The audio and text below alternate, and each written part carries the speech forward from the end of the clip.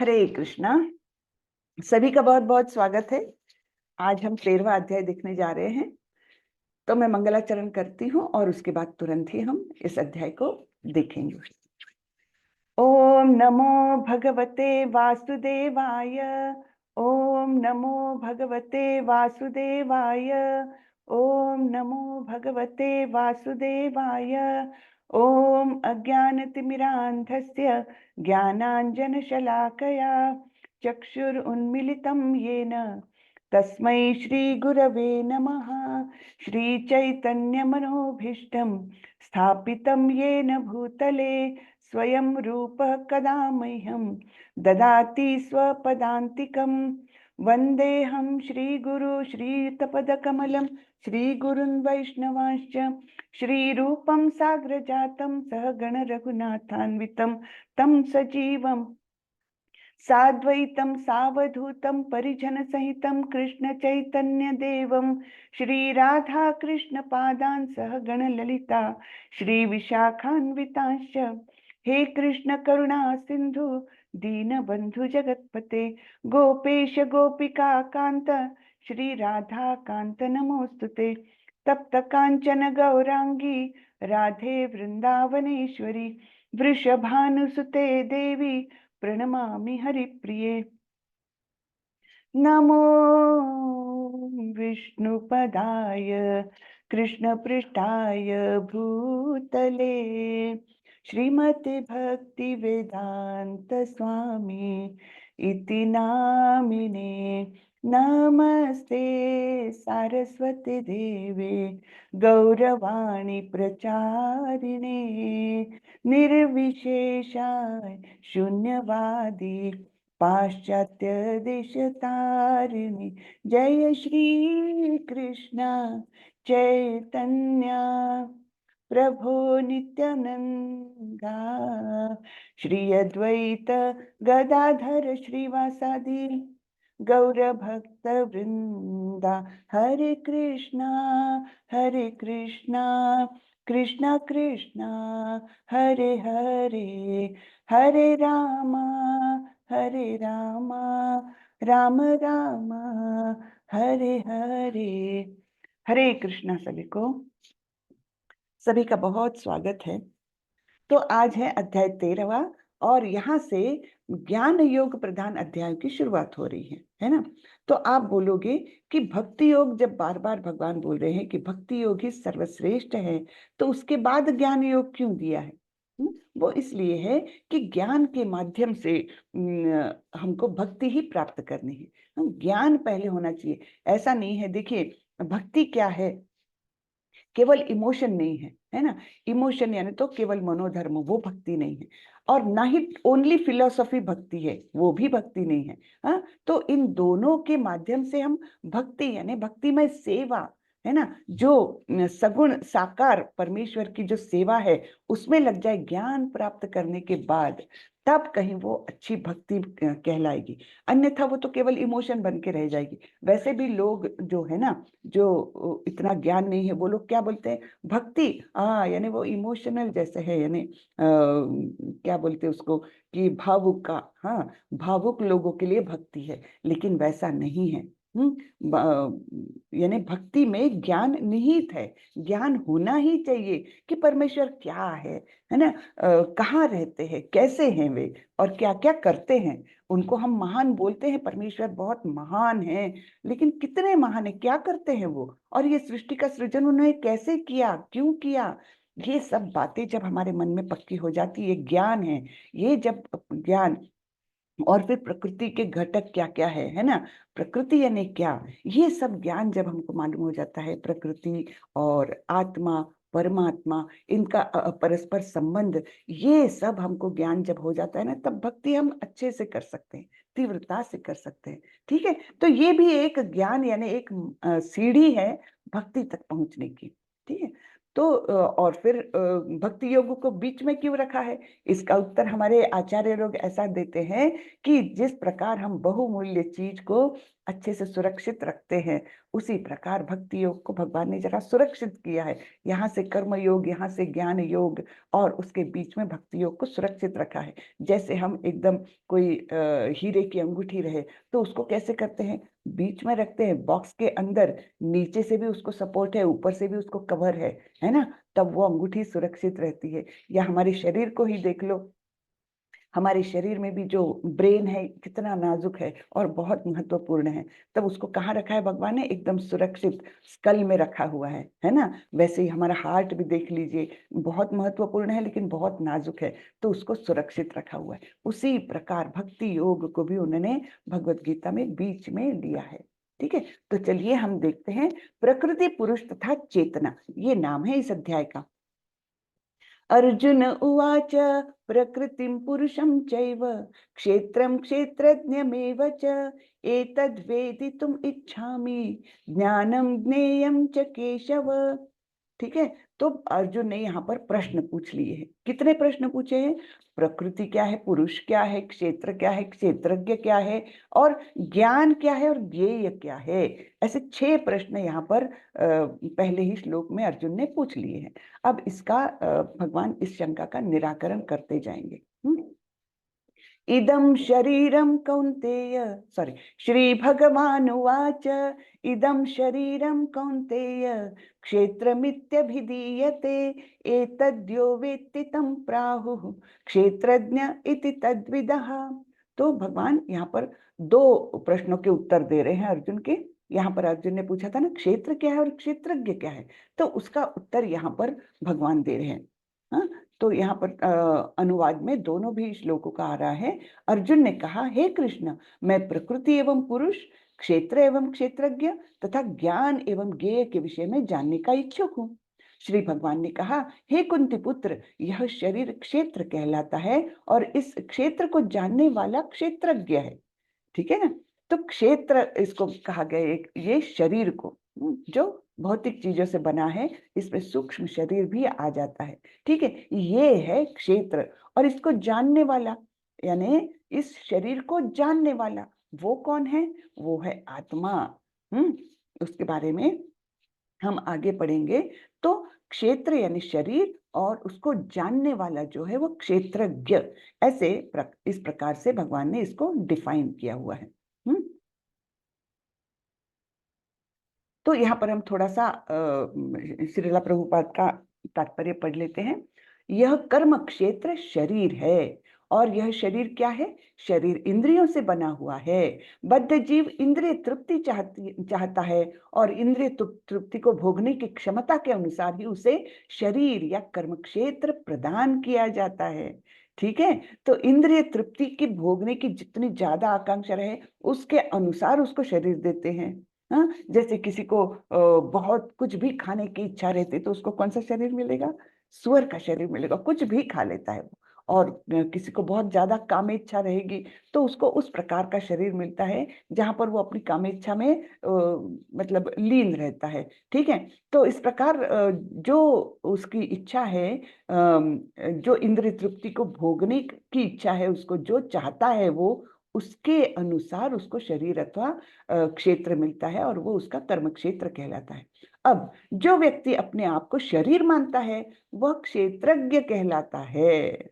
हम्म, तो अगर मैं अपने आप को ये शरीर मेरा मानूं, तो मैं क्या हो जाए, मैं मेरे शरीर के लिए क्षेत्रज्ञ, यानी मेरे शरीर को जानने वाला, ऐसे हो जाऊंगी, है ना। ठीक है ना, क्षेत्र तथा क्षेत्रज्ञ अथवा शरीर और शरीर के ज्ञाता का अंतर समझ पाना कठिन नहीं है।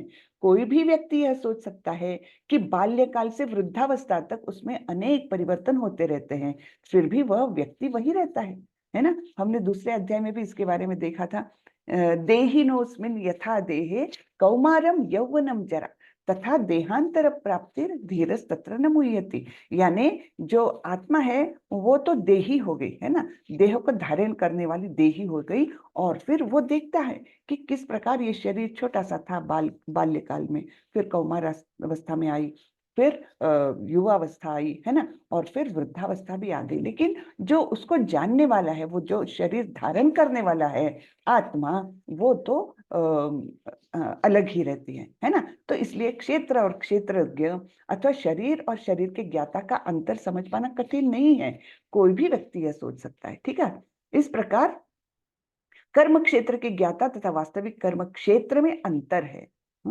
तो यहाँ पर प्रभुपाद जी ने बहुत विस्तार से बताया है।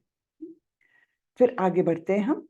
क्षेत्रज्ञं चापि मां विद्धि सर्व क्षेत्रेषु भारत, क्षेत्र क्षेत्रज्ञयो ज्ञानम यत्तज्ज्ञानम मतम मम।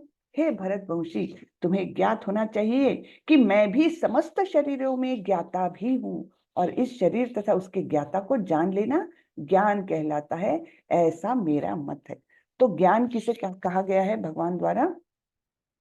कि शरीर यानी क्षेत्र और क्षेत्रज्ञ, क्षेत्रज्ञ दो हो गए, है ना। हमारे इंडिविजुअल आत्मा जो है, विष्टि आत्मा, है ना, तो वो एक क्षेत्रज्ञ हुई। लेकिन परमात्मा के स्वरूप में भगवान तो हमेशा हमारे हृदय में विराजमान है, हर एक जीव के हृदय में विराजमान है। तो वो भी इस शरीर को पूरी तरह से जानते हैं, इसलिए वे भी क्षेत्रज्ञ हुए। लेकिन वो कैसे क्षेत्रज्ञ है? वो केवल उस शरीर के लिए मर्यादित नहीं है, वो तो सारे ही शरीरों के बारे में जानते हैं।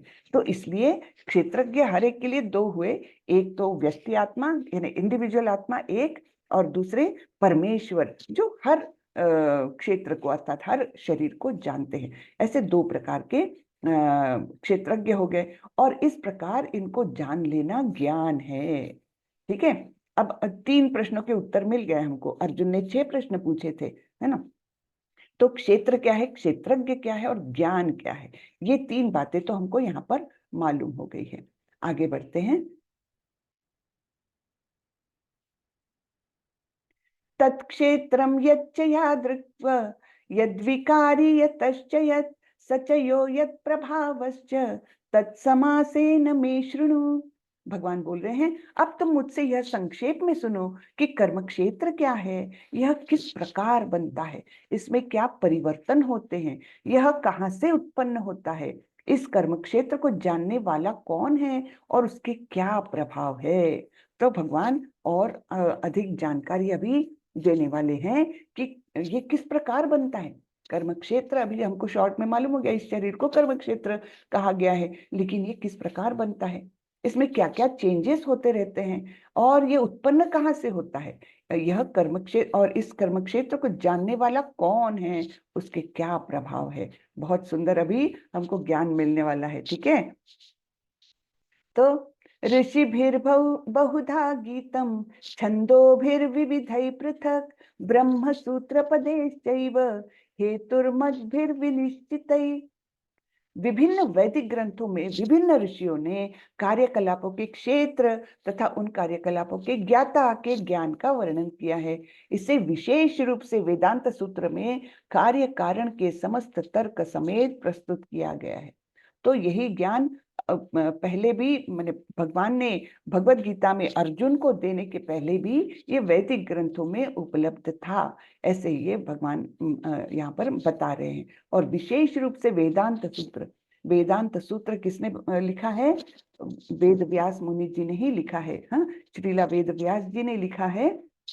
लेकिन क्या हुआ, उन्होंने तो बहुत सारा साहित्य निर्माण किया, लेकिन वेदांत सूत्र भी दिया, उसके बाद भी उनको कुछ तो भी मन में मतलब बहुत खुशी नहीं हो रही थी कि मैंने इतना अच्छा साहित्य निर्माण किया है। उनको खुशी नहीं हो रही थी, तो सोचने लग गए कि क्यों मुझे ऐसा सेटिस्फैक्शन नहीं हो रहा कि मैंने कुछ इतना सुंदर सब कुछ लिखा है, फिर भी मुझे वो सेटिस्फैक्शन क्यों नहीं हो रहा। तो वहां पर नारद मुनि आए जो उनके गुरु थे, है ना। तो उन्होंने पूछा कि तुम उदासीन क्यों बैठे हो। तब उन्होंने बोला कि मुझे पता नहीं, मुझे कुछ खुशी नहीं मिल रही, मैंने सब कुछ लिख डाला, इतने पुराण, इतने उपनिषद, इतने वेद, सब कुछ मैंने लिख डाले, लेकिन मुझे वेदांत सूत्र भी लिख दिया, लेकिन फिर भी मुझे मन में वो खुशी नहीं मिल रही है जो मैं अपेक्षा कर रहा हूँ। तब नारद मुनि ने बोला, तुमने ये सब ज्ञान दिया है लेकिन भक्ति नहीं दी है, कृष्ण के बारे में तुमने नहीं लिखा है। हाँ, तो और उस प्रकार नारद मुनि का उपदेश पा करके उसके बाद श्रीमद् भागवतम को निर्माण किया, लिखा वेद व्यास ने। और उसमें केवल कृष्ण की भक्ति और कृष्ण के भक्त, उनके कार्यकलाप और सारी सृष्टि का सृजन, ऐसे 10 विषय लिए हैं भागवतम में, है ना। अत्र सर्गो विसर्गश्च, बहुत सारे हैं ऐसे, वो बड़ा श्लोक है। तो उसमें सब दिया है कि कैसे निर्मिति हुई, पहली प्राइमरी निर्मिति, फिर सेकेंडरी निर्मिति कैसे हुई ब्रह्मा जी द्वारा, फिर उसको स्थानम पोषणम, है ना, स्थान पर सब ग्रहों को, सब ब्रह्मांडों को अपने अपने स्थान पर किस प्रकार स्थापित किया गया, है ना। ऐसे करके 10 विषय उसमें प्राइमरीली लिए गए हैं भागवतम में। बहुत विशाल ग्रंथ है और बहुत सुंदर है। तो फिर उसकी निर्मिति की वेद व्यास ने, और तब उनको वो सेटिस्फैक्शन मिला कि जो एक अच्छी निर्मिति के बाद होता है ना। तो इस प्रकार ये वेदांत सूत्र का भगवान ने यहाँ पर उल्लेख किया है। तो यहाँ पर तर्क सब दिए गए हैं ना, लेकिन भक्ति के का विशद वर्णन जो है वो भागवतम में हुआ है। तो ये वेदांत सूत्र के बारे में दिया गया है। तो इस ज्ञान की व्याख्या करने में भगवान कृष्ण सर्वोच्च प्रमाण है। फिर भी विद्वान तथा प्रामाणिक लोग सदैव पूर्ववर्ती आचार्यों का साक्ष्य प्रस्तुत करते हैं, है ना। अब भगवान स्वयं बोल रहे हैं तो उसके बाद वो तो सर्वोच्च है, फिर भी वे साक्ष्य दे रहे हैं कि हाँ, इन्होंने भी ऐसा लिखा है, इन्होंने भी ऐसा बोला है। तो एक पहले का एक रेफरेंस जैसे बोलते हैं ना, वो दे रहे हैं। कृष्ण आत्मा तथा परमात्मा की द्वैतता तथा अद्वैतता संबंधी इस अतीव विवादपूर्ण विषय की व्याख्या वेदांत नामक शास्त्र का उल्लेख करते हुए कर रहे हैं, जिसे प्रमाण माना जाता है। सर्वप्रथम वे कहते हैं यह विभिन्न ऋषियों के मतानुसार है। जहां तक ऋषियों का संबंध है, श्री कृष्ण के अतिरिक्त व्यास देव, जो वेदांत सूत्र के रचयिता है, महान ऋषि है, और वेदांत सूत्र में द्वैत की भली भांति व्याख्या हुई है। तो ये बड़ा सुंदर प्रभुपाद जी बहुत सुंदर वो देते हैं। हमको इतना पूरा पढ़ने के लिए तो समय नहीं, और फिर भी ये आप लोगों ने पढ़ना चाहिए समय ले लेकर। ठीक है। हाँ, यहाँ पर ब्रह्मपुच्छम के बारे में प्रभुपाद जी ने बताया है। तो ब्रह्मपुच्छम क्या है, इसका यानी चेतना का प्राकट्य कैसे कैसे होता है, हाँ, ये यहाँ पर दिया है। हम थोड़ा सा पढ़ लेते हैं। हाँ, भगवान की शक्ति का प्राकट्य अन्नमय रूप में होता है। मैंने लेवल 1 में भी अच्छे से विस्तार से बताया था कि कैसे 5 कोश होता है। प्राकट्य जो है भगवान की शक्ति का, वो 5 लेवल्स में होता है। तो पहला है अन्न रूप, अन्नमय रूप, हाँ, या अन्नमय कोश भी कहा जाता है। तो पहला है वो, तो मतलब अस्तित्व के लिए भोजन पर निर्भरता, है ना। हर जीव, कोई भी छोटा से छोटा जीव ले लो, बड़ा से बड़ा जीव ले लो, सब लोग काहे पर डिपेंड होते हैं, अन्न पर, अपने अस्तित्व के लिए, है ना। अन्न के माध्यम से ही उनको पोषण मिलता है और वो जीवित रहते हैं। तो पहले तो अन्न में उनका डिपेंडेंस होता है, तो ये इसलिए अन्नमय कोश। ठीक है। उसके बाद जब और चेतना डेवलप हो जाती है, तो फिर क्या होता है, फिर वो जाता है ज्ञानमय, प्राणमय कोश में। ठीक है। प्राणमय रूप में मनुष्य सजीव लक्षणों या जीवन रूपों में परम सत्य की अनुभूति करता है। ये भगवान का प्राकट्य अब कौन से है, सजीव तत्वों में, कि मेरे शरीर में चेतना है, मैं ये कर सकता हूँ, मेरा शरीर हिलडुल सकता है, आंखें ओपन हो सकती है, क्लोज हो सकती है, ये सब में वो भगवान का प्राकट्य दिखता है। परम सत्य की अनुभूति यहाँ पर है। तीसरा कोश है ज्ञानमय कोश। हाँ, तो ज्ञानमय रूप में अनुभूति सजीव लक्षणों से आगे बढ़ती है, कि केवल मैं जिंदा नहीं हूं, उसके आगे भी कुछ है, कुछ चिंतन, कुछ अनुभव, है ना। और इस प्रकार से कुछ कुछ इच्छाएं, ये सब प्रकट होने लगती है, उसमें वो अनुभव करता है परम सत्य का। ठीक है। 3 लेवल्स हो गए, कौन से, पहले तो अन्नमय, फिर दूसरा प्राणमय, और तीसरा ज्ञानमय। ज्ञानमय तो ये तीनों जो लेवल से, ये तो मनुष्य में भी है और प्राणियों में भी है। उसके बाद जो विज्ञानमय कोश है वो कैसा है, हाँ, फिर इससे ऊपर जब उच्चतर अनुभूति होती है तो उसे विज्ञानमय रूप कहते हैं। हाँ, इससे ऊपर यानी फिर वो चिंतन मनन करने लगता है।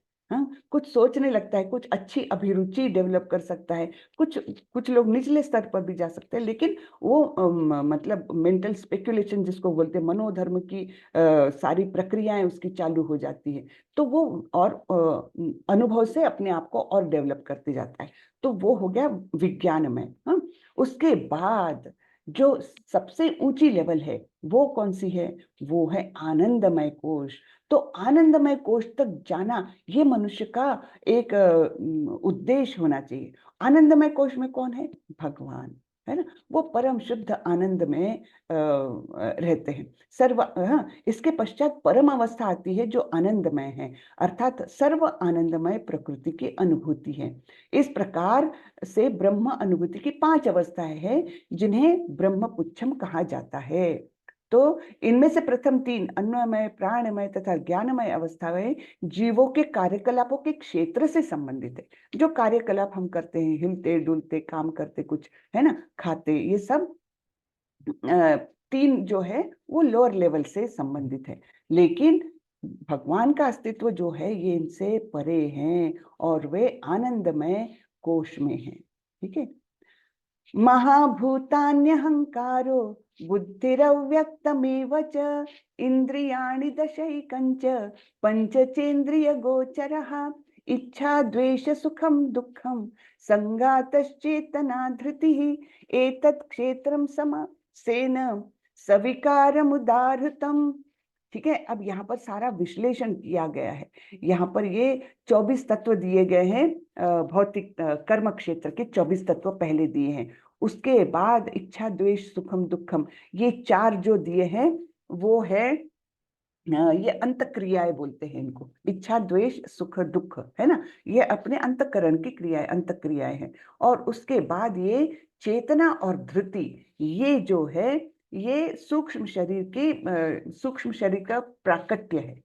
ठीक है। तो ये इस प्रकार ये 24 + 4 + 2 ऐसे जो बताए हैं, घटक बताए हैं, तो उनको हम थोड़ा सा देखेंगे। तो भगवान बोलते हैं पंच महाभूत, यानी अग्नि जल वायु पृथ्वी आकाश। ठीक है। अहंकार, बुद्धि और अव्यक्त। अव्यक्त यानी तीनों गुणों की अप्रकट अवस्था, वो प्रकट नहीं है। हाँ, वो सुप्तावस्था में है। तो ये सब, फिर उसके बाद 10 इंद्रियां। 10 इंद्रिया यानी कौन सी? कर्मेंद्रिय और ज्ञानेंद्रिय। 5 कर्मेंद्रिय, 5 ज्ञानेंद्रिय तथा मन। फिर 5 इंद्रिय विषय। इंद्रिय विषय ने जैसे आंखों को देखना है, कुछ है ना, या गंध स्पर्श, ये सब है ना, ये पंच इंद्रिय विषय है। स्मेल आता है उसमें, गंध स्पर्श और कौन से एक मिनट में देखती हूँ, याद ही नहीं रहता।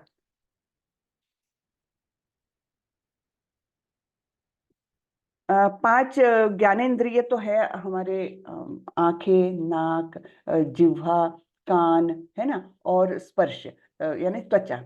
ये 5 तो ज्ञानेंद्रिय है। फिर कर्मेंद्रिय कौन सी है? जिह्वा, है ना, कान, जिह्वा, फिर जननेंद्रिय गुदा, ये भी है, हाथ और पैर। हाँ, ये इस प्रकार से 5 कर्मेंद्रिय है। और 5 इंद्रिय विषय कौन से हैं? गंध स्वाद, है ना, जिह्वा, जिह्वा से हम स्वाद लेते हैं और गंध स्मेल करते हैं। फिर उसके बाद आता है रूप, आंखों से हम देखते हैं तो रूप दिखता है हमको। फिर त्वचा से हम स्पर्श जानते हैं, गर्म है, ठंडा है ना, कोमल है और खुरदरा है, ये सब हम स्पर्श से जानते हैं। और कानों से सुनते हैं वो ध्वनि। तो इस प्रकार ये 5 क्या कहते हैं, इंद्रिय विषय हो गए। ठीक है। तो ये सब हो गया 10 इंद्रिया, 5 कर्मेंद्रिय, 5 ज्ञानेंद्रिय, ये 10 हो गए। फिर 5 इंद्रिय विषय भी हो गए, इंद्रियों के साथ ही मन है। हाँ, तो ये तो इतने कहा, कितने हो गए आप लोग काउंट करिए, ये सब 24 हो जाते हैं। यहाँ तक 5 इंद्रिय विषय, यहाँ तक कि ये 24 तत्व हो जाते हैं जो भौतिक अपने कर्म क्षेत्र के घटक कहा जाता है इनको। 5 और 6 7 8, 8 और 10 18, 18, 19, 19 और 5 ये 24। ऐसे इस प्रकार से ये 24 घटक हमारे कर्म क्षेत्र के घटक है ना, हमारे शरीर के घटक है। उसके बाद इच्छा, द्वेष, सुख और दुख, ये 4 है, ये जो अंतः क्रियाएं हैं।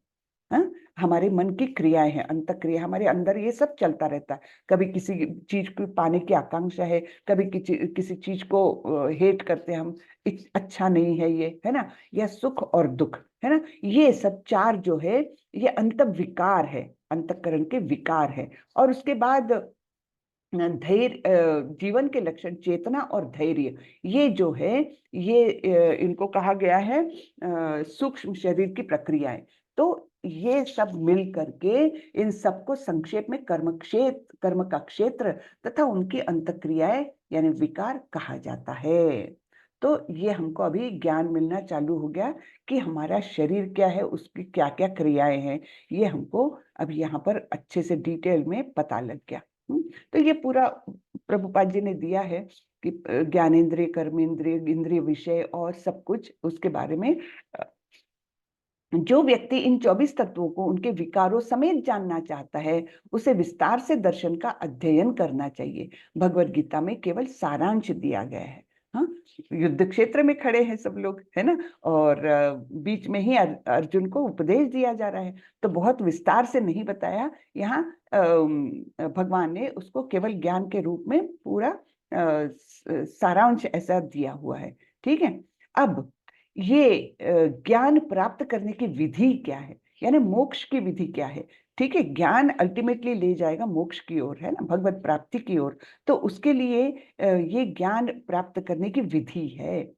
हाँ, यहाँ पर दिया गया है, अमानित्वम, अदाम्भित्वम, अहिंसा, क्षांतिरार्जवम, आचार्योपासनम, शौचम, स्थैर्यम, आत्मविनिग्रहः, इंद्रियार्थेषु वैराग्यम, अनहंकार एव च, जन्म मृत्यु जरा व्याधि, दुःख दोषानुदर्शनम, असक्तिरनभिष्वगम, पुत्रदार गृहादिषु, नित्यं च समचित्तत्वम्, इष्टानिष्टोपपत्तिषु, मयि चानन्ययोगेन, भक्तिरव्यभिचारिणी, विविक्तदेशसेवित्वम्, अरतिर्जन संसदि, अध्यात्मज्ञान नित्यत्वम्, तत्त्वज्ञानार्थदर्शनम्, एतज्ज्ञानमिति प्रोक्तम्, अज्ञानं यदतोऽन्यथा।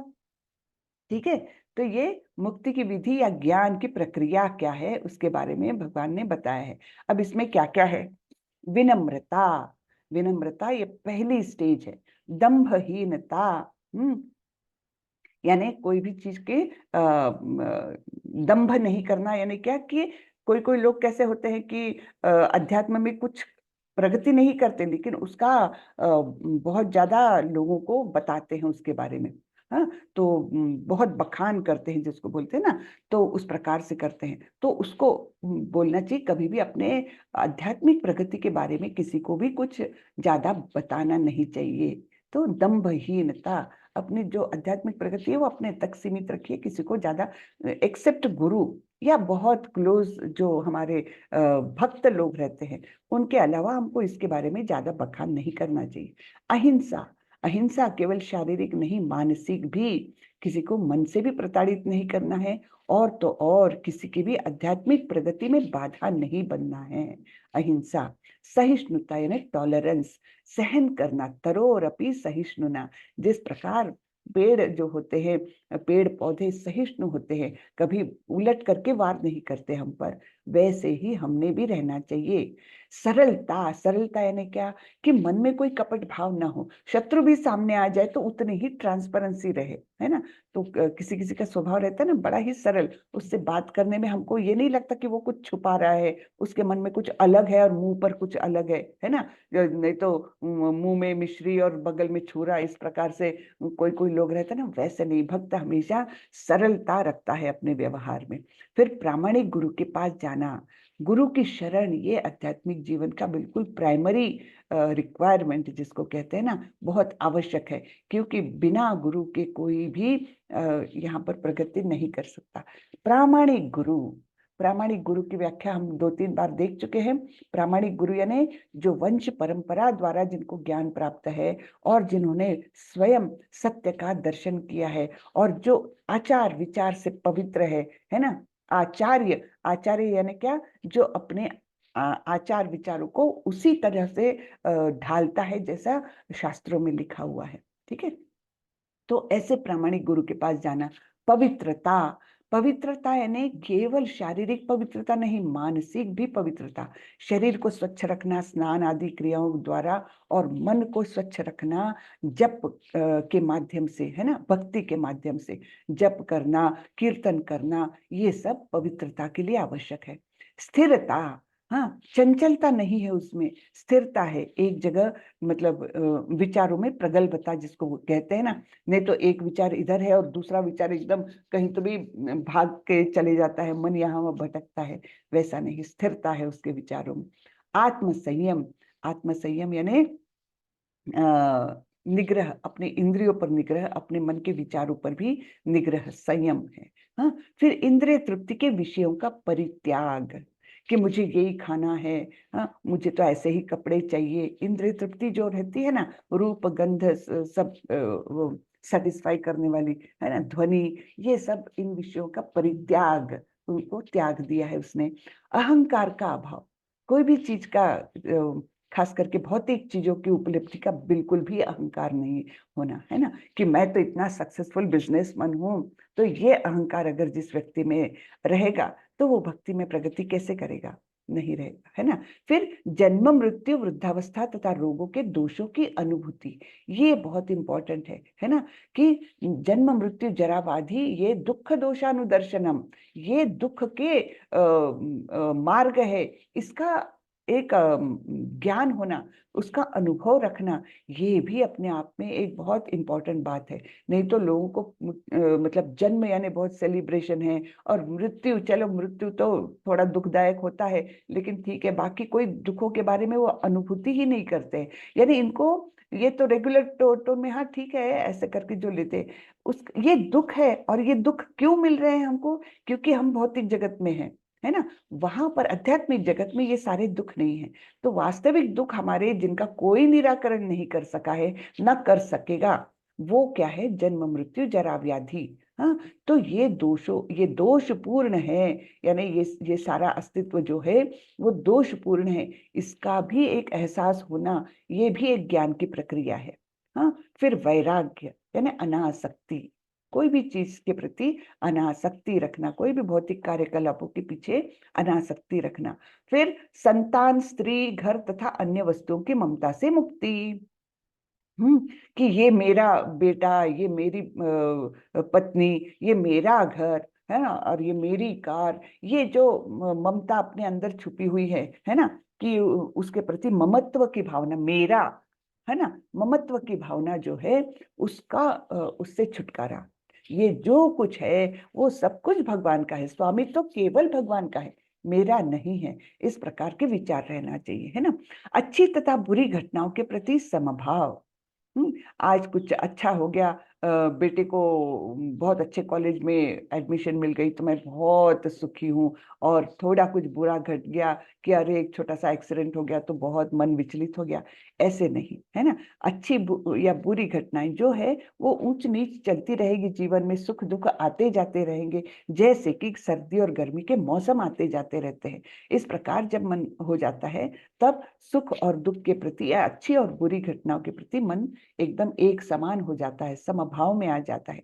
फिर मेरे प्रति निरंतर अनन्य भक्ति, तो निरंतर भगवान का नाम स्मरण, है ना, नाम जप करना, है ना, श्रवणम स्मरणम कीर्तनम, ये सब विधियां निरंतर होती रहे, तो इस प्रकार से अनन्य भक्ति। अनन्य भक्ति को 12वें अध्याय में कैसे डिफाइन किया है भगवान ने, कि चित्त मन बुद्धि जो कुछ, सब कुछ मेरे मुझ में स्थिर जिसका हो गया, और कुछ भी विचार नहीं आते, तो वो अनन्य भक्त है ना। तो इस प्रकार से ये भी भक्ति के लिए अत्यंत आवश्यक है।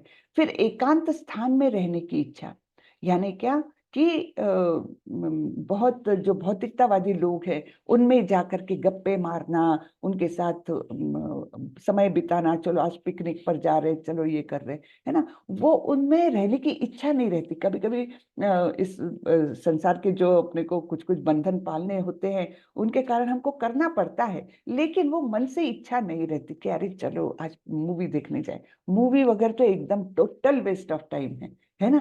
तो वो तो मना ही करना चाहिए। लेकिन हाँ, फिर भी कभी कभी मजबूरी में कोई पिकनिक के लिए, डे पिकनिक है, चलो भाई चलो चलो करते हैं लोग, तो चले भी गए तब भी मन में वो उसके प्रति आसक्ति नहीं है। अरे चलो जल्दी अब घर जाने की इच्छा मन में, अपन दृश्य स्वरूप में तो नहीं बोल सकते हैं लोगों को, लेकिन ऐसे मन में होता रहता है कि अरे तो ये होता है। हाँ, अभी हम ही अनुभव करते हैं, अभी ज्यादा वर्ष भी नहीं हुए हैं इसमें आके, लेकिन ये अनुभव होता है कि बहुत ज्यादा भौतिकतावादी लोगों के पास बैठना पड़े, कोई आ ही जाता है घर में तो क्या कर सकते हैं, उनको अवॉइड तो नहीं कर सकते, है ना। तो फिर ऐसे समय में मन में एक लगते रहता है कि चलो यार अभी ये लोग जाए तो अच्छा लगेगा है ना।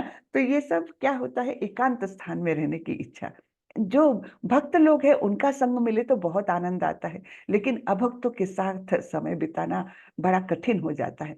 तो ये भी एक ज्ञान की प्रक्रिया है। हाँ, जन समूह से विलगाव वैसे ही है। हाँ, जन समूह से, जब एकांत स्थान में रहना है तो जन समूह से विलगाव, ये दोनों करीबन एक जैसे हैं। आत्म साक्षात्कार की महत्ता को स्वीकारना, यानी ये सब जो है आत्म साक्षात्कार अर्थात खुद को जानने की इच्छा कि मैं कैसा बना हूँ, मैं कौन हूँ, है ना, मेरा कर्तव्य क्या है, मेरा लक्ष्य क्या है, ये सब हमेशा जानते रहने की जानते रहना और इसका महत्व क्या है, ये अपने जीवन में स्वीकारना। तथा परम सत्य की दार्शनिक खोज, ठीक है, दार्शनिक फिलोसॉफिकल खोज की ज्ञान के माध्यम से भगवान को जानने की कोशिश करना। हाँ? इन सबको मैं ज्ञान घोषित करता हूँ और इनके अतिरिक्त जो भी है वह सब अज्ञान है। ठीक है, पहले शॉर्ट में भगवान ने बोला था कि क्षेत्र और क्षेत्रज्ञ इनके बारे में जो है वो ज्ञान है। अब उसी को विस्तार में भगवान ने बताया है, इतनी सारी बातें बताई है। ठीक है, तो विनम्रता, दंभहीनता, ये सब बहुत सुंदर श्लोक है ये, है ना। अमानित्वम, अदाम्भित्वम, अहिंसा, क्षांतिरार्जवम, आचार्योपासनम, शौचम, स्थैर्यम, आत्म विनिग्रह। ठीक है, तो ये 8 से लेकर 12 तक के जो श्लोक है उनको कहते हैं मोक्ष की विधि या ज्ञान की विधि, ज्ञान प्राप्ति की विधि। आगे बढ़ते हैं। ये प्रभुपाद जी ने देखिए बहुत विस्तार से हर एक गुण को बताया है। जैसे अभी यहाँ पर सहिष्णुता है ना, तो एक एक विषय लेकर उन्होंने एक एक पैरा में लिखा है। तो हम चलिए सहिष्णुता पढ़ लेते हैं। सहिष्णुता का अर्थ है कि मनुष्य अन्यों द्वारा किए गए अपमान तथा तिरस्कार को सहे। जो आध्यात्मिक ज्ञान की उन्नति करने में लगा है उसे अन्यों की तिरस्कार तथा अपमान सहन करने पड़ते हैं। ऐसा इसलिए होता है क्योंकि यह भौतिक स्वभाव है। यहाँ तक कि बालक प्रहलाद को भी 5 वर्ष के थे तब, जो 5 ही वर्ष के थे और जो आध्यात्मिक ज्ञान के अनुशीलन में लगे थे, संकट का सामना करना पड़ा था जब उनका पिता उनकी भक्ति का विरोधी बन गया था। तो प्रहलाद महाराज की तो हम कथा जानते ही हैं। तो प्रहलाद महाराज कैसे रहे, सहिष्णु। हम्म तो हर एक गुण के बारे में प्रभुपाद जी ने एक एक पैरा में बताया है। हम ये पढ़ते हैं, ये इंपॉर्टेंट है क्योंकि जन्म, मृत्यु, जरा तथा व्याधि को स्वीकार करने के कष्ट को समझना चाहिए। वैदिक ग्रंथों में जन्म के अनेक वृत्तांत है। श्रीमद् भागवत में जन्म से पूर्व की स्थिति, माता के गर्भ में बालक के निवास, उसके कष्ट आदि का सजीव वर्णन किया गया है। बहुत विस्तार से वर्णन किया गया है। मृत्यु का भी वैसे ही वर्णन किया गया है। तो ठीक है, तो ये जब गर्भ में रहता है तो बालक को अनंत यातनाएं सहन करनी पड़ती है। तो जन्म यानी कोई आनंददायक चीज नहीं, उस जीव को अनंत कष्ट प्राप्त होते हैं, उसके बाद वो भौतिक जगत में आता है। भौतिक जगत तो कष्टकारक है ही, है ना। तो इस प्रकार ये जन्म की भी स्थिति समझना बहुत जरूरी है। क्योंकि हम यह भूल जाते हैं कि माता के गर्भ में हमें कितना कष्ट मिला था, अतएव हम जन्म तथा मृत्यु की पुनरावृत्ति का कोई हल नहीं निकाल पाते। इसी प्रकार मृत्यु के समय भी सभी प्रकार के कष्ट मिलते हैं जिनका उल्लेख प्रामाणिक शास्त्रों में हुआ है। इनकी विवेचना की जानी चाहिए। जहां तक रोग तथा वृद्धावस्था का प्रश्न है, सबों को इसका व्यावहारिक अनुभव है, लेकिन जन्म और मृत्यु के बारे में लोग जानते नहीं हैं। लेकिन यह अत्यंत कष्टप्रद है उस जीव के लिए, तो इसलिए उनकी अनुभूति करना चाहिए कि जन्म मृत्यु जरा व्याधि दुख दोषानुदर्शनम। तो ये बहुत ही बड़ा तात्पर्य लिखा है प्रभुपाद जी ने एक एक गुण को लेकर के। वो 20 गुण है एक टोटल। हाँ, अमानित्वम, अदाम्भित्वम, है ना, अहिंसा, क्षांति, रार्जवम, वो जो 8 से लेकर 12 तक है, वो टोटल 20 गुण दिए गए हैं जिनके माध्यम से ज्ञान प्राप्त होता है, मोक्ष प्राप्त होता है। फिर आगे भगवान बोलते हैं, ज्ञेयं यत्तत् प्रवक्ष्यामि यज्ञात्वामृतमश्नुते अनादिं मत्परं ब्रह्म न सत्तन्न असद उच्यते। न सत्तन्ना सदुच्यते, यानी न सत न असद उच्यते। तो ये क्या है? अब मैं तुम्हें ज्ञेय के विषय में बतलाऊंगा, जिसे जानकर तुम नित्य ब्रह्म का आस्वादन कर सकोगे।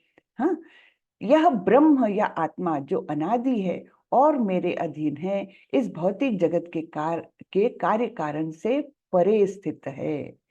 तो आत्मा का विवेचन इस प्रकार कर रहे हैं कि ये भौतिक नहीं है, ये आध्यात्मिक है। तो भौतिक जगत के कार्य और कारण से ये परे हैं। तो ब्रह्म यहाँ पर जीवात्मा के बारे में भगवान बताएंगे। तो जीवात्मा कैसी है? तो ब्रह्म बहुत तरीके से इस्तेमाल होता है शब्द। तो यहाँ पर ब्रह्म जो इस्तेमाल हो रहा है वो आत्मा के लिए हो रहा है।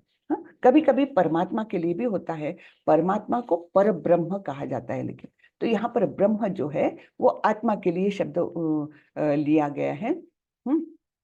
तो ये कैसा है? नित्य ब्रह्म का आस्वादन कर सकोगे। यह ब्रह्म या आत्मा जो अनादि है, मेरे अधीन है। हाँ, भगवान के अधीन है, भगवान का अंश है आत्मा यानी। और इस पर भौतिक जगत के मतलब डायरेक्टली ये कार्य कारण से परे हैं। फिर अब परमात्मा का वर्णन आ रहा है। पहले आत्मा का कर दिया, अभी 14वें श्लोक में परमात्मा का वर्णन हो रहा है, पर ब्रह्म का वर्णन हो रहा है। सर्वतः पाणिपादं तत् सर्वतोक्षिशिरो मुखम सर्वतः श्रुतिमल्लोके सर्वमावृत्य तिष्ठति। उनके हाथ, पांव, आंखें, सिर तथा मुंह तथा उनके कान सर्वत्र है। इस प्रकार परमात्मा सभी वस्तुओं में व्याप्त होकर अवस्थित है।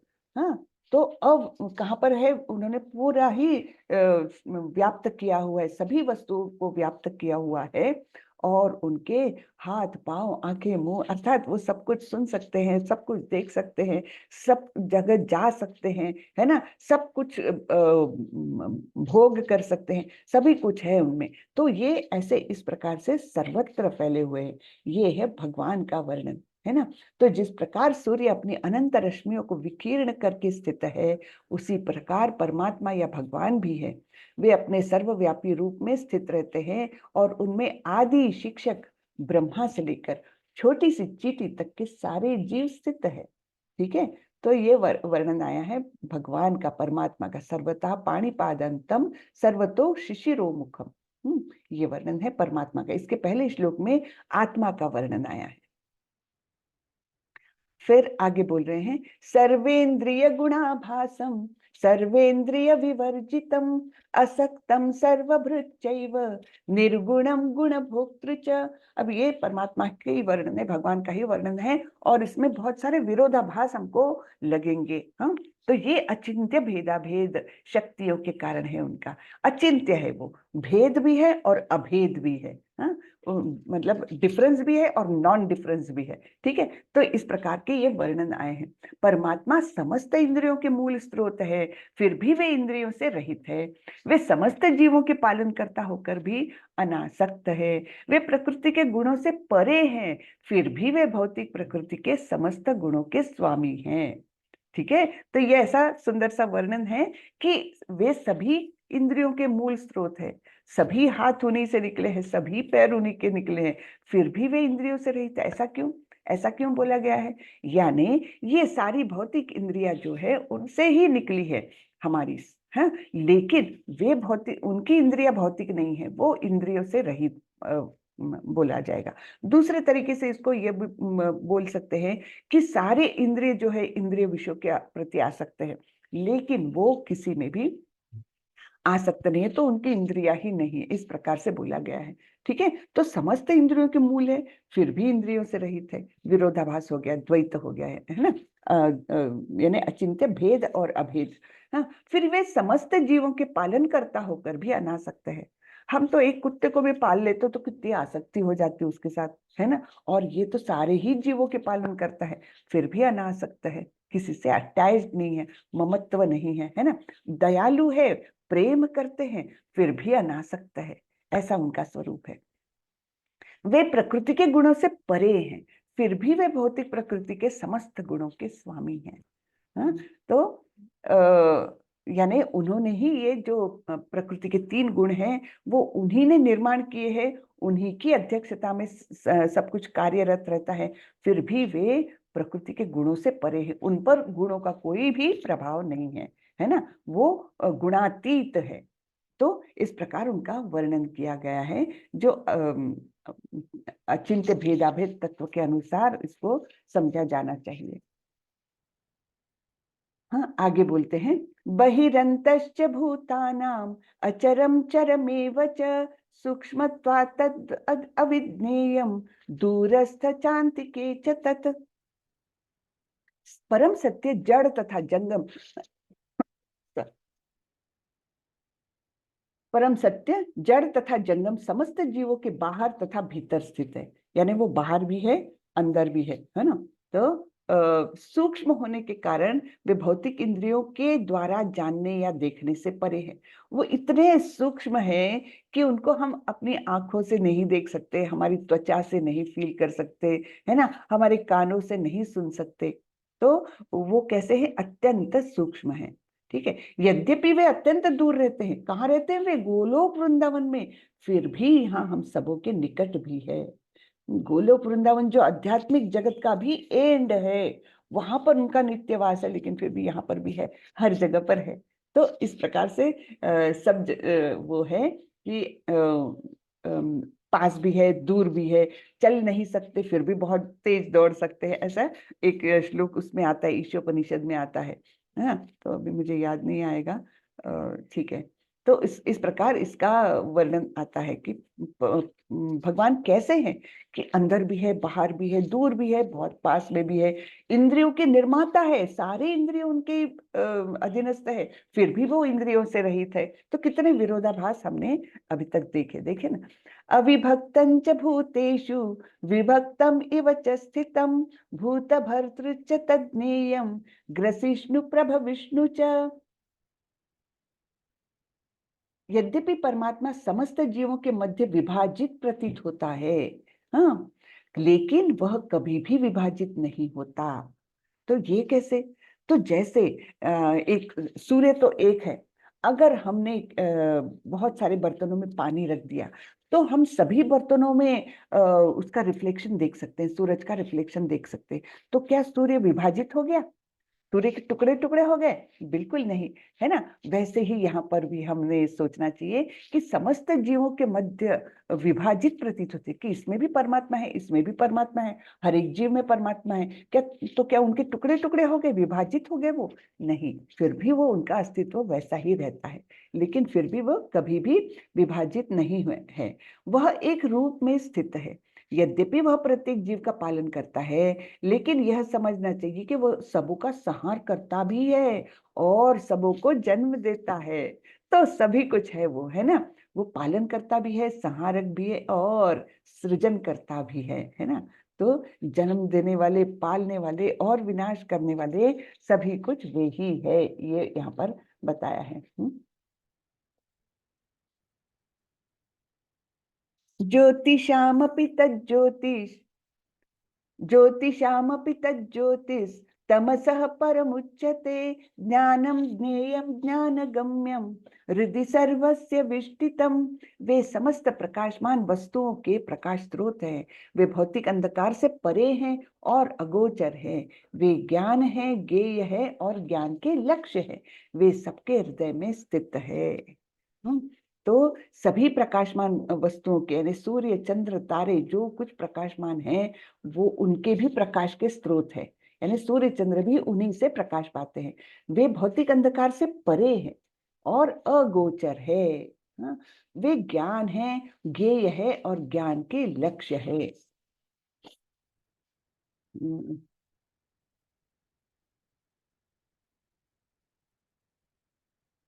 ठीक है, तो वे भौतिक अंधकार से परे हैं और अगोचर है। ठीक है, यहाँ पर इस प्रकार से वर्णन आया है। इति क्षेत्रं तथा ज्ञानं ज्ञेयं चोक्तं समासतः मद्भक्त एतद्विज्ञाय मद्भावायोपपद्यते। इस प्रकार मैंने कर्म, क्षेत्र, ज्ञान तथा ज्ञेय का संक्षेप में वर्णन किया है। इसे केवल मेरे भक्त ही पूरी तरह समझ सकते हैं और इस तरह मेरे स्वभाव को प्राप्त होते हैं। तो यहाँ तक भगवान ने कौन सा वर्णन किया है? कर्म क्षेत्र यानी क्षेत्र, क्षेत्रज्ञ, कर्म क्षेत्र, ज्ञान तथा ज्ञेय का संक्षेप में वर्णन कर दिया है। कितनी श्लोक है? 35। ठीक है, थोड़ा सा फास्ट जाती हूँ। तो इसे केवल मेरे भक्त ही पूरी तरह समझ सकते हैं और इस तरह मेरे स्वभाव को प्राप्त होते हैं। तो भक्तों को ही ये ज्ञान आसानी से मिल सकता है, अन्यथा नहीं मिल सकता। प्रकृतिम पुरुषम चैव विद्यनादि उभावपि विकारांश्च गुणांश्चैव विद्धि प्रकृति संभवान। प्रकृति तथा जीवों को अनादि समझना चाहिए। उनके विकार तथा गुण प्रकृति जन्य है। उनमें जो भी विकार आते हैं, मनोविकार, अंतःविकार, और वो जो जो गुणों से बंधे रहते हैं, तामसी गुण, राजसी गुण या सात्विक गुण है, ये जो भी है वो प्रकृति द्वारा दिए गए हैं। लेकिन ये दोनों चीजें हैं अनादि, इनका ये हमेशा से रहे हैं और रहेंगे, अनादि है। कौन सी चीजें? प्रकृति और जीव, है ना। प्रकृति यानी ये भौतिक प्रकृति, हमको लगता है विनाश हो गया, लेकिन वो विनाश कैसे होता है? वो समाविष्ट हो जाते हैं महाविष्णु के अंदर और फिर उत्पन्न होते हैं। इसलिए पूरी तरह से उनका विनाश नहीं होता, वो केवल समेटे जाते हैं और मतलब वो अनादि ही है, उनका अस्तित्व मिटता नहीं है। कार्य कारण कर्तृत्वे हेतु प्रकृतिरुच्यते पुरुषः सुख दुःखानां भोक्तृत्वे हेतुरुच्यते। प्रकृति समस्त भौतिक कारणों तथा कार्यों यानी परिणाम की हेतु कही जाती है और जीव इस संसार में विविध सुख दुख के भोग का कारण कहा जाता है। तो कार्य और कारण के बारे में बताया है कि प्रकृति के कारण ही समस्त भौतिक कारण और कार्य, जो भी कॉज एंड इफेक्ट है, वो उसकी हेतु कही जाती, उसके कारण होता है वो, और जीव जो है वो कारण है। कारण और हेतु, इस प्रकार से यहाँ पर भिन्नता बताई है। तो यहाँ पर प्रभुपाद जी ने बहुत सुंदर तात्पर्य में लिखा हुआ है कि जीव के विभिन्न इंद्रिय सुखों से ये योनियां मिलती रहती है ना। 84 लाख योनियां हैं, तो इंद्रिय सुखों की प्राप्ति की इच्छाएं जो उसमें रहती है, उसके अनुसार उसको योनियां मिलती है, जो इस प्रकार इस शरीर या उस शरीर में रहने की इच्छा करता है। जब उसे विभिन्न शरीर प्राप्त होते हैं तो वह विभिन्न प्रकार के सुख तथा दुख भोगता है ना। तो मनुष्य का शरीर है तो उसमें अलग अलग प्रकार के सुख है, दुख है ना। कुत्ते का शरीर है तो अलग प्रकार के सुख और दुख है। तो जिस प्रकार का शरीर होगा उस प्रकार से उसको सुख और दुख मिलेंगे। उसके भौतिक सुख दुख उसके शरीर के कारण होते हैं, स्वयं उसके कारण नहीं। हाँ, उसकी मूल अवस्था में भोग में कोई संदेह नहीं रहता, अतएव वही उसकी वास्तविक स्थिति है। हाँ, मूल अवस्था क्या है? उसकी मूल अवस्था सच्चिद आनंद स्वरूप है। तो भोग में कोई उसको वो नहीं है। तो वही एक्चुअली वास्तविक स्थिति हमारी सबकी है। लेकिन वो भौतिक प्रकृति पर प्रभुत्व जताने की इच्छा के कारण यहाँ आता है और फिर यहीं का हो जाता है। उसके बाहर कैसे जाना, वो रास्ता ही वो भूल जाता है, अलग अलग योनियों में भटकता रहता है ना। पुरुषः प्रकृतिस्थो हि भुङ्क्ते प्रकृतिजान् गुणान् कारणं गुणसंगोस्य सद असद योनि जन्मसु। इस प्रकार जीव प्रकृति के तीनों गुणों का भोग करता हुआ प्रकृति में ही जीवन बिताता है। एक बार भौतिक प्रकृति में आ गया जीव तो फिर उसको अलग अलग शरीर मिलेंगे, शरीर के अनुसार सुख दुख मिलेंगे, शरीर के अनुसार उसकी इच्छाएं आकांक्षाएं रहेगी, है ना, उसके अनुसार उसके कर्म रहेंगे और फिर उसी चक्कर में वो अलग अलग योनियों में अपना पूरा समय बिताता है ना। एक जन्म के बाद दूसरा, दूसरे के बाद तीसरा, उसी प्रकार से वो प्रकृति में ही जीवन बिताता है। यह उस प्रकृति के साथ उसकी संगति के कारण है, क्योंकि ये प्रकृति हमको गुणों से बांधती है। हाँ, उसके लिए हमारे मन में सुख दुख और इच्छाएं और ये सब प्रकट होते हैं और उसके कारण ये बताया है कि प्रकृति के संगति के कारण ये सब होता है और इस तरह उसे उत्तम तथा अधम योनियां मिलती रहती हैं। तो अच्छी इच्छाएं रहेंगे, अच्छे कर्म रहेंगे तो हम उच्च ग्रहों की ओर जाएंगे, उच्च योनि पाएंगे। या फिर अगर अधम मतलब अगर प्रकृति के साथ में हमने ऐसे घुल मिल गए कि हम बुरे विचार के प्रति आकृष्ट हो गए तो हमको अधम योनियां मिलेगी। तो ये सब क्यों होता है? क्योंकि हम प्रकृति के संग में हैं, इसलिए। उपद्रष्टानुमंता च भर्ता भोक्ता महेश्वरः परमात्मेति चाप्युक्तो देहेस्मिन् पुरुषः परः। तो भी इस शरीर में एक अन्य दिव्य भोक्ता है जो ईश्वर है, परम स्वामी है और साक्षी तथा अनुमति देने वाले के रूप में विद्यमान है और जो परमात्मा कहलाता है। ठीक है, तो आपकी आत्मा तो है ही जो अलग अलग योनियों में जाती है प्रकृति के संसर्ग के कारण, लेकिन फिर भी और एक है कोई। कौन है वो दिव्य भोक्ता है, वो परमात्मा है। हाँ, और वो क्या काम करते हैं हमारे शरीर में रहकर? वो साक्षी है और उपद्रष्टा यानी अनुमति देने वाले। ऐसे दो कार्य वो हमारे हृदय में बैठकर करते हैं। ठीक है, फिर आगे बोलते हैं, य एवं वेत्ति पुरुषं प्रकृतिं च गुणैः सह सर्वथा वर्तमानोपि न स भूयोभिजायते। जो व्यक्ति प्रकृति, जीव तथा प्रकृति के गुणों की अंतक्रिया से संबंधित इस विचारधारा को समझ लेता है उसे मुक्ति की प्राप्ति सुनिश्चित है। ठीक है, तो 8 से 12 में जो हमने मुक्ति की विधि जो देखी है उसी के कंटिन्यूएशन में इसको हमने समझना चाहिए कि प्रकृति क्या है, जीव तथा प्रकृति के गुणों की अंतक्रिया क्या है ना। और इस विचारधारा को जो समझ लेता है तो वो मुक्ति उसकी सुनिश्चित है। उसकी वर्तमान स्थिति चाहे जैसी हो, यहाँ पर उसका पुनर्जन्म नहीं होता। तो जो इस प्रकार के ज्ञान को पा लेता है कि प्रकृति कैसी है, जीव कैसा है और प्रकृति के गुण कैसे उस पर उसको प्रभावित करते हैं, ये पूरा जो ज्ञान पा लेता है तो वो निश्चित रूप से मुक्त हो जाता है। ध्यानेनात्मनि पश्यन्ति केचिदात्मानमात्मना अन्ये सांख्येन योगेन कर्मयोगेन चापरे। कुछ लोग परमात्मा को ध्यान के द्वारा अपने भीतर देखते हैं, तो कुछ लोग ज्ञान के अनुशीलन द्वारा और कुछ ऐसे हैं जो निष्काम कर्म योग द्वारा देखते हैं। तो ये अलग अलग विधियां हैं। हमने पहले भी इसके बारे में डिस्कशन किया कि कुछ लोग ध्यान लगाते हैं अपने अंदर के परमात्मा की ओर, कुछ लोग ज्ञान वेदाध्ययन करेंगे और वैदिक शास्त्र पढ़ेंगे तो ज्ञान के द्वारा, और कुछ लोग निष्काम कर्मयोग के द्वारा। अल्टीमेटली सबका एम क्या है? अनन्य भक्ति, वो प्राप्त करना इन सभी का ध्येय है। अन्ये त्वेमम् अजानन्तः श्रुत्वान्येभ्य उपासते तेपि चातितरन्येव मृत्युं श्रुतिपरायणः। ऐसे भी लोग हैं जो यद्यपि आध्यात्मिक ज्ञान से अवगत नहीं होते पर अन्यों से परम पुरुष के विषय में सुनकर उनकी पूजा करने लगते हैं। ये लोग भी प्रामाणिक पुरुषों से श्रवण करने की मनोवृत्ति होने के कारण जन्म तथा मृत्यु के पथ को पार कर जाते हैं।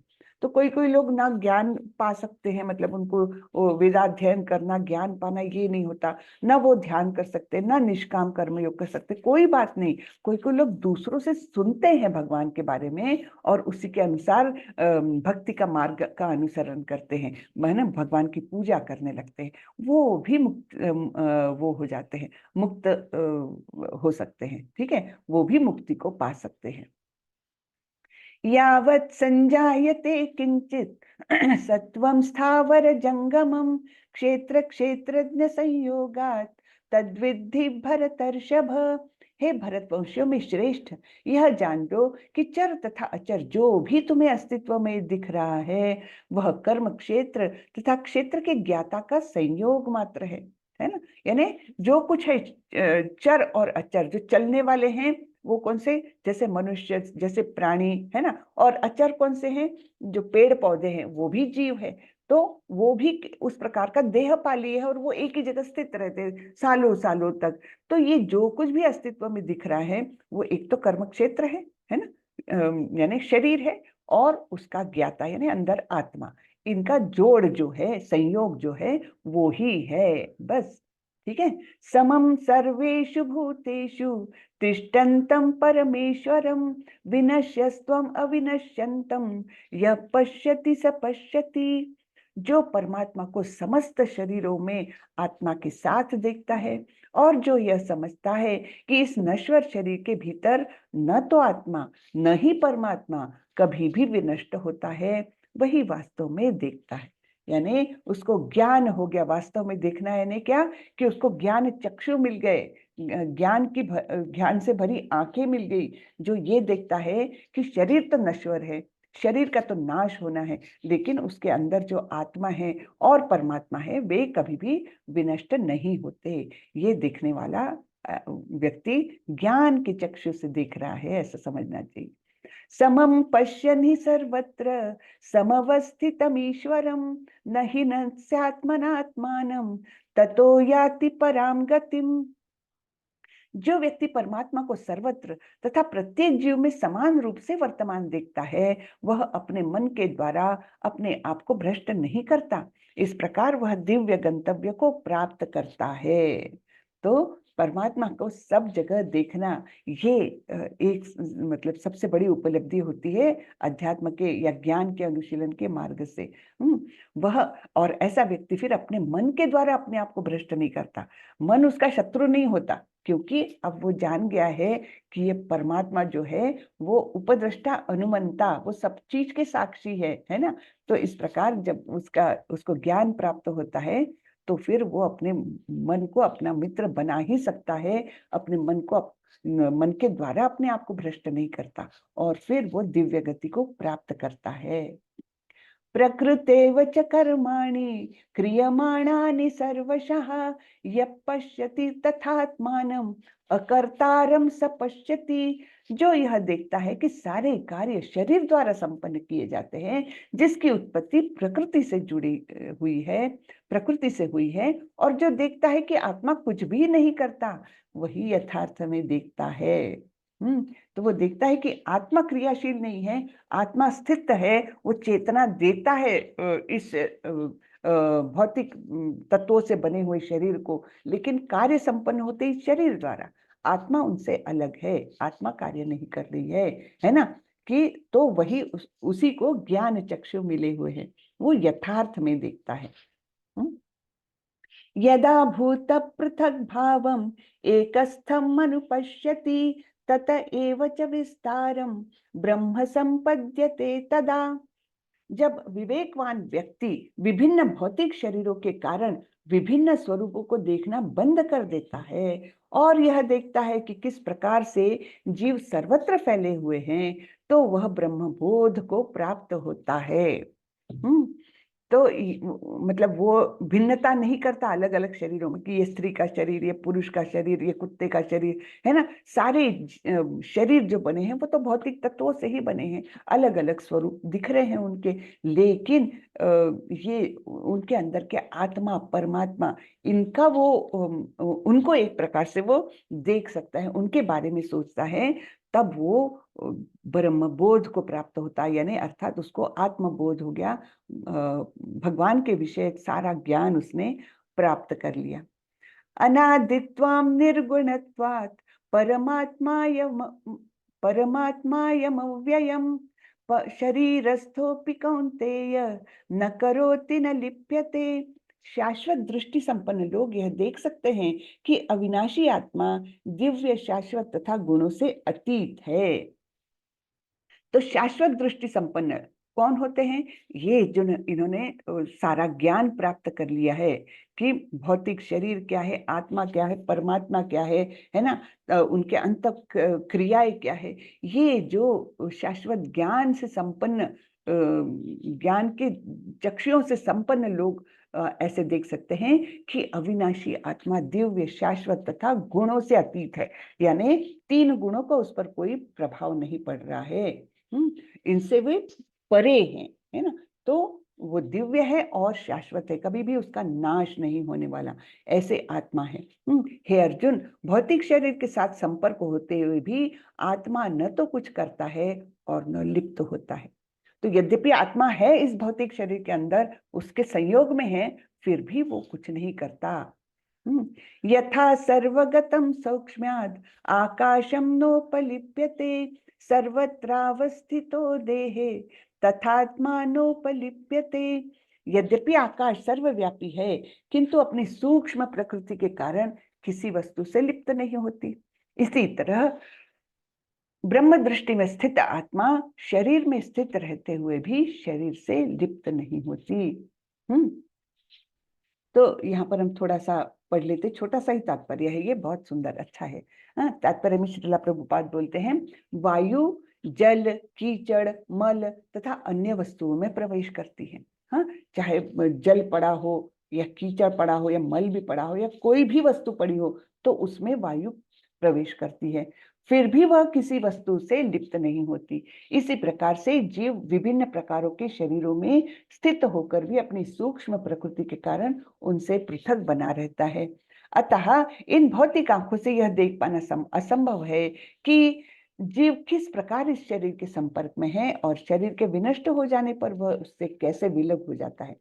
कोई भी विज्ञानी इसे निश्चित नहीं कर सकता कि इतनी सी वो आत्मा कैसे, शरीर मृत हो जाता है तब कैसे बाहर निकल जाती, कहाँ से बाहर निकलती, ये कुछ भी नहीं पता। तो कोई भी विज्ञानी इसे निश्चित नहीं कर पाया है। यथा प्रकाशयत्येकः कृष्णं लोक इमं रविः क्षेत्रं क्षेत्री तथा कृष्णं प्रकाशयति भारत। हे भरतपुत्र, जिस प्रकार सूर्य अकेले इस सारे ब्रह्मांड को प्रकाशित करता है, उसी प्रकार शरीर के भीतर स्थित एक आत्मा सारे शरीर को चेतना से प्रकाशित करता है। तो जब आत्मा उपस्थित है तभी शरीर में चेतना है, तभी शरीर में नाखून बढ़ते हैं, बाल बढ़ते हैं, आंखें खोल बंद होती है, डाइजेशन सिस्टम चालू हो जाता है, तो भूख लगती, प्यास लगती है ना, सर्कुलेटरी सिस्टम सारे वो अपने चालू हो जाती एक आत्मा की उपस्थिति से। तो जिस प्रकार सूर्य एक है और सारे ब्रह्मांड को प्रकाशित करता है, वैसे ही वो छोटी सी इतनी सी आत्मा वो सारे शरीर को चेतना भर देती है। तो ये आखिरी श्लोक आता है इस अध्याय का। क्षेत्र क्षेत्रज्ञयोरेवम् अंतरम ज्ञान चक्षुषा भूत प्रकृतिर्मोक्षम च ये विदुर्यान्ति ते परम। जो लोग ज्ञान के चक्षुओं से शरीर तथा शरीर के ज्ञाता के अंतर को देखते हैं और भवबंधन की मुक्ति की विधि को भी जानते हैं, उन्हें परम लक्ष्य प्राप्त होता है। तो ये ज्ञान प्राप्त होने के बाद ज्ञान के चक्षुओं से शरीर तथा शरीर का ज्ञाता, शरीर यानी जो भौतिक शरीर है, पंचधातुओं से बना हुआ, 24 तत्व हमने देख लिए, तो ये और शरीर के ज्ञाता यानी शरीर को जानने वाला कौन है, एक तो आत्मा है और दूसरे परमात्मा है। इनके अंतर को जो जानता है और भवबंधन की मुक्ति की विधि जो 8 से 12 में दी हुई है उसको जानता है, तो उनको परम लक्ष्य प्राप्त होता है। ठीक है, तो कितना सुंदर अध्याय है ये, समझने में जरा कठिन है लेकिन है तो बड़ा सुंदर। हरे कृष्णा। हरे कृष्णा। दंडवत प्रणाम माता जी, साष्टांग प्रणाम, पंचांग प्रणाम माता जी, आपको बहुत बहुत कोटि कोटि धन्यवाद। बहुत अच्छा। हरे कृष्णा, दंडवत प्रणाम। माता जी कल क्लास चलेगा ना? नहीं जी, आज मैं अच्छा। निकलने वाली हूँ, आज हाँ। मैं को निकलने वाली हूँ। तो अभी 17, 18, 19, 20, 21 5 दिन क्लास नहीं होगा, एकदम डायरेक्ट क्लास होगा 22 तारीख को। ठीक है, उसके बाद जी हम माता जी। 14वां अध्याय करेंगे। तो कैसा लगा आज तो का अध्याय, सबको बताइए जरा। बहुत अच्छा लगा माता जी, बहुत अच्छा लगा। प्रभुपाद ने देखिए अच्छा इम्पोर्टेंट इतना बता दिया है कि आपको इसके द्वारा मतलब 12 श्लोक का भी महत्व बताया है 12 श्लोक में। हाँ, वो 8 से 12 तक जो है ना, वो ज्ञान की हाँ, विधि 8 से 12 तक बहुत माता जी। सुंदर है, मतलब उसको आत्मसात करना चाहिए हमने, वो बहुत ही अच्छा, अच्छा। पूरा हम लोग ये पढ़ लेते हैं हम हर पार्ट लेसन। उसके बाद प्रभुपाद ने अच्छा कितना अच्छा तात्पर्य अंतिम बताते हैं इस श्लोक का, मतलब पूरे लेसन का क्या आपको निचोड़ मिला। हाँ, बिल्कुल बिल्कुल, पूरे चैप्टर का भी सारांश थोड़ा सा दे देते हैं। हाँ। हरे कृष्णा। हरे धनेश्वरी कृष्ण। माता जी, आपको कुछ पूछना है? हाँ, हरे कृष्ण माता जी। हाँ हरे हाँ कृष्णा जी। जी। हाँ, मेरे एक्चुअली 2 प्रश्न हैं। जी। सबसे पहले मैं आपको और जो माता जी भजन करते हैं उनका, और जो प्रभु जी भजन करते हैं, आप तीनों की वाणी बहुत मधुर है और बहुत ही कर्णप्रिय लगती है। सुबह मैं बच्चों के लिए नाश्ता बनाती हूँ किचन में, क्योंकि मेरा किचन टाइम होता है 6:30 बजे, बच्चे निकलते हैं, लेकिन ये सब सुनते सुनते प्रभु का नाम भजन, और बहुत ही मधुर, मतलब बहुत बहुत धन्यवाद आप तीनों को ही। और मैं ये माता जी, मेरा प्रश्न ये था कि एक तो मुझे थोड़ा सा कंफ्यूजन हमेशा ये होता है, जैसे आंतरिक शक्ति भगवान की है, जैसे बहिरंगा, भगवान कहते हैं कि बहिरंगा, अंतरंगा और तटस्थ शक्ति, तो इन तीनों में एक तो क्या डिफरेंस है? एक प्रश्न मेरा ये है। और दूसरा प्रश्न मेरा ये है, जैसे कि हम महामंत्र बोलते हैं, तो कभी कभी महामंत्र में बहुत से लोग, मतलब जैसे अब हम फ्लो में बोलते हैं, जैसे हम वैसे बोलते हैं तो हमें पता है कि हरे कृष्ण कृष्ण कृष्ण हरे हरे, हरे राम राम राम हरे हरे। लेकिन कभी कभी अगर जैसे फ्लो में बोल देते हैं, या जैसे कीर्तन के उसमें बोलते हैं, तो बहुत से लोग हरे कृष्णा कृष्ण कृष्ण हरे हरे, हरे राम राम राम हरे हरे। तो इसमें अगर हम कृष्णा बोलें और कृष्ण, मतलब क्या कुछ फर्क है? क्योंकि लोग कई बार टोक देते हैं, जैसे कि आप कृष्णा बोल रहे हैं तो आप द्रौपदी जी को याद कर रहे हैं, इसका मतलब आप कृष्ण को नहीं पुकार रहे हैं, जबकि भगवान तो ऐसा गीता जी में कुछ नहीं कहते। तो मेरा एक प्रश्न था, मतलब ये टोकते क्यों हैं लोग, अगर कि कृष्णा बोल दिया या कृष्ण बोल दिया, तो क्या मतलब ये गलत है? एक्चुअली बोलना तो चाहिए कृष्ण, लेकिन वो निकल जाता है कृष्ण, तो उसमें कोई बड़ा भारी अपराध नहीं है, क्योंकि एक्चुअली भगवान तो कैसे है, भावग्राही भगवान है वो, है ना, उनको समझता है वो मुझे पुकार रहे हैं, तो उसमें बहुत कुछ ऐसे समस्या नहीं है। लेकिन कोशिश करना चाहिए कृष्ण बोलने की। कृष्णा तो द्रौपदी के लिए बोला जाता है, लेकिन फिर भी हमने ये जानना है कि भगवान इसको अपराध नहीं मानेंगे, ये तो भाव हमारा ग्रहण करते हैं, है ना, तो इसमें कोई बड़ी भारी समस्या नहीं है। वो तो अब जो विदेशी भक्त है, कितने महान भक्त है, उनके उच्चार तो कैसे भी होते हैं, वो तो रामा ही बोलेंगे, कृष्णा ही बोलेंगे, है ना, तो उसमें कुछ वो नहीं। लेकिन भक्ति तो भक्ति है, वो भाव है हमारा, उसको भगवान जानते हैं, तो उसमें कोई बड़ा मतलब बड़ा इश्यू नहीं है, उसमें कोई अपराध नहीं है। हाँ माता जी। जी माता जी, और एक तटस्थ शक्ति और अंतरंगा और हाँ बहिरंगा शक्ति में क्या डिफरेंस है? हाँ, तो भगवान के अनेक शक्तियां हैं, उनमें से ये तीन जो है, ये हमारे निर्मिति के लिए भगवान वापरते हैं। तो जैसे अंतरंगा शक्ति जो है, वो आध्यात्मिक शक्ति, यानी उच्च तरीके की, उच्च लेवल की शक्ति है वो, तो उससे भगवान जीव निर्मिति करते हैं, है ना। वैसे तो भगवान के अंश है हम लोग, 15वें अध्याय में आएगा, ममई वांशो जीवलोके जीवभूता सनातना, तो हम लोग जो है भगवान के अंश है, लेकिन ये अंश हम लोग भिन्नांश हो गए, भिन्न हो गए उनसे, तब हम इस धरती पर आए। धरती पर क्यों आए? अपराध किया इसलिए। अब फिर अपने बहिरंगा शक्ति के माध्यम से भगवान ये सब भौतिक जगत जो है उसको बनाते हैं, यानी महाविष्णु के माध्यम से वो दृष्टिपात करते हैं इस पर, सुप्तावस्था में जो ये है ना, महत्तत्व, सुप्तावस्था में गुणों की, वो उनके माध्यम से, तो वो बहिरंगा शक्ति का उपयोग करके वो भौतिक प्रकृति का सृजन करते हैं, जिससे कि जीव उसमें आकर के भोग करे। हाँ ठीक है, अब जीव मतलब जीव अकेला आएगा तो वो भोग नहीं कर सकेगा, उसको भौतिक आवरण चाहिए कुछ तो भी। इसलिए बहिरंगा शक्ति द्वारा निर्मित भौतिक शरीर का आवरण उस जीव को दिया जाता है ना। आवरण के बिना, जैसे हम सुनते हैं ना कि कोई कोई आत्मा भटकती है, तो वास्तव में वैसा होता है क्योंकि भगवान ने जो उसके लिए नियोजित किया हुआ प्लान है, और उसने सपोज आत्महत्या कर ली, है ना, और भगवान के नियोजन के पहले ही अपना देह त्याग दिया, तब फिर क्या होता है, उसको आवरण नहीं मिलता है, उसको शरीर नहीं मिलता। फिर वो इच्छाएं वगैरह, सुप्त इच्छाएं जो आत्मा तक पहुंच गई है वो रहती है, लेकिन आवरण के बिना उसका भोग नहीं कर सकता, तो वो अतृप्त रहती है ना। तो वो बहिरंगा शक्ति से निर्मित जो है, इनका दोनों का संयोग हो जाता है, इसलिए हमको तटस्था बोला गया है। इसलिए इस मतलब जीव को तटस्था शक्ति से निर्मित बनाया गया, बोला गया है, क्योंकि उसमें अंतरंगा भी है, बहिरंगा भी है, और दोनों का निर्माण संयोग से ही वो जीव यहाँ प्रकृति में भोग कर सकता है, इसलिए इसको तटस्था बोला गया। दोनों ओर जा सकते, बॉर्डर लाइन में है हम लोग, कंपाउंड वॉल पर बैठे हुए हैं, हम चाहे तो अंतरंगा शक्ति की तरफ जाए, आकर्षित होए, आध्यात्मिक जगत में प्रवेश करें, या फिर भौतिक प्रकृति से आकर्षित होए, उसके बंधन में पड़े रहे। तो ये हम कंपाउंड वॉल पर बैठे हुए, इसलिए हम तटस्थ है, हम इधर भी जा सकते, इधर भी जा सकते, ऐसा बताया गया है। ठीक है ना माता जी? जी माता जी, धन्यवाद, बहुत बहुत धन्यवाद आपका। थोड़ा शंका थी तो इसलिए मैंने इससे पूछा, क्योंकि नहीं, अच्छा तटस्थ किया। एक था एक्चुअली। जी, जी धन्यवाद, बहुत बहुत। हरे कृष्ण।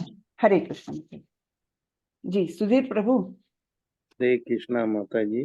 हरे कृष्णा।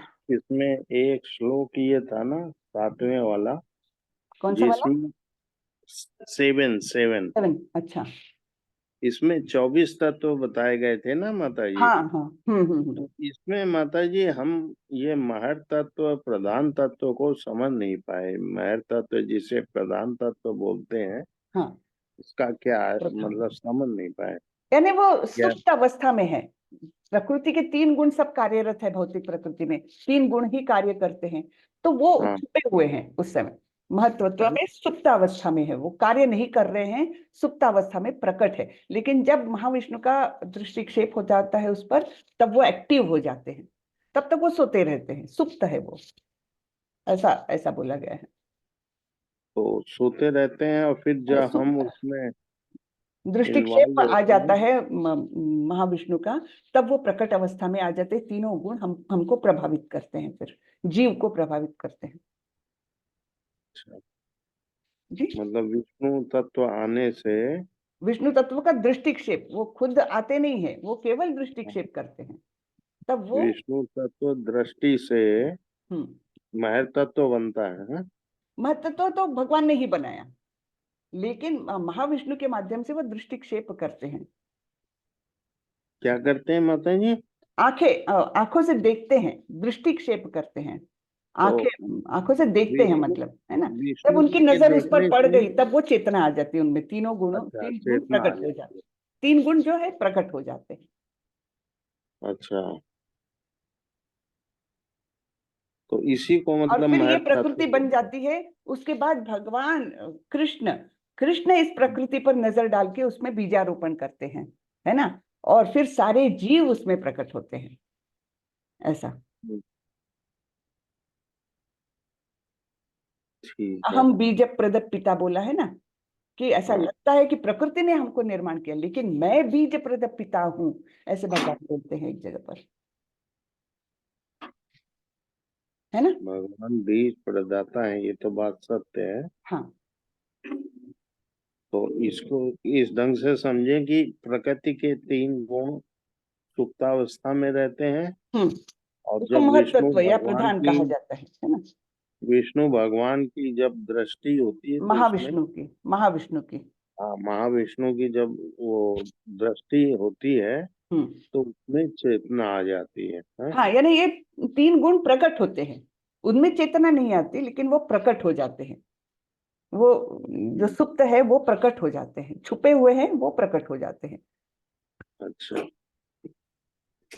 चेतना तो जीव में आती है ना, जब आत्मा की उपस्थिति रहती तब इस शरीर में चेतना आ जाती, बोलते हैं ना। तो हम्म, चलिए, तो आज का सत्र हाँ जी। यहीं खत्म करते हैं। हम अब एकदम 22 तारीख को मिलेंगे, ठीक है? हरे अच्छा। कृष्णा। सभी लोग देखिएगा इसका मंदिर का भव्य उद्घाटन, सभी लोग हाँ, देखिए आज देखा, आज टेम्पल भी में। मंगल आरती अटेंड करी थी हाँ, ना, मैंने भी देखी, काफी बहुत भीड़ लोग हुई। जमा, बहुत लोग थे जमा, बहुत लोग आ गए हैं अभी, और आज बहुत आएंगे, कल बहुत आएंगे। बिल्कुल।